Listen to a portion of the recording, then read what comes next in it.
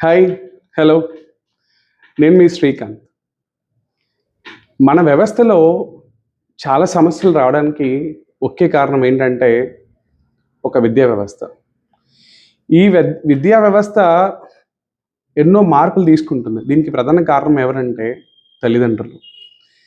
పూర్వం రోజుల్లో మీకందరికీ కూడా సర్వేపల్లి రాధాకృష్ణ గారు చాలా బాగా గుర్తుంటారు. ఎందుకంటే ఆయన ఒక చోటు నుంచి ఇంకో చోటికి ట్రాన్స్‌ఫర్ అయ్యి ఎళ్తుంటే కొంతమంది తన పిల్లలు తనని ఒక గుర్రపు బండిలో తీసుకొని, గుర్రాల బదులుగా వీళ్ళే తనని మోసుకుంటూ రైల్వే స్టేషన్‌కి తీసుకొనెళ్ళి వదిలేసొచ్చారు. అంటే గురువు పట్ల ఉన్న అభిమానం అలాంటిది. ఏ రిలీజియన్‌లో అయినా కూడా 2 చాలా ఇంపార్టెంట్‌గా పాటిస్తారు. ఒకటి గురుబలం, రెండోది దైవబలం. సో, ఇప్పుడున్న విద్యా వ్యవస్థ పరిస్థితి ఏంటంటే చాలామంది తల్లిదండ్రులు పిల్లలకి భయపడడం, పిల్లలు చెప్పినట్టుగా తల్లిదండ్రులు నడుచుకోవడం. అంటే పిల్లలంటే ప్రేమ ఉండటం వల్లనే ఇవన్నీ జరుగుతున్నాయన్న విషయం కూడా మనకు తెలుసు.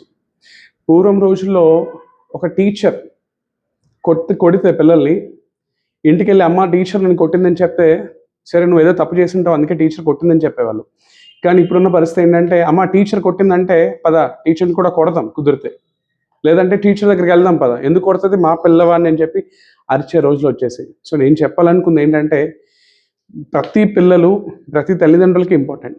కాబట్టి ముందు విద్యా వ్యవస్థలో ఉన్న గురువుల్ని గౌరవించండి. గురువు బలాన్ని పెంచుకోండి. గురువులు ఉన్నది మీకోసమే.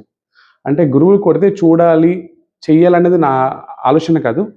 వాళ్ళేదైనా ఒక ఆవేశంతో ఒక దెబ్బ కొడితే కూడా వాళ్ళని ఏమి అనకుండా క్షమించే పెద్ద మనసు పెట్టుకోండి. Thank you.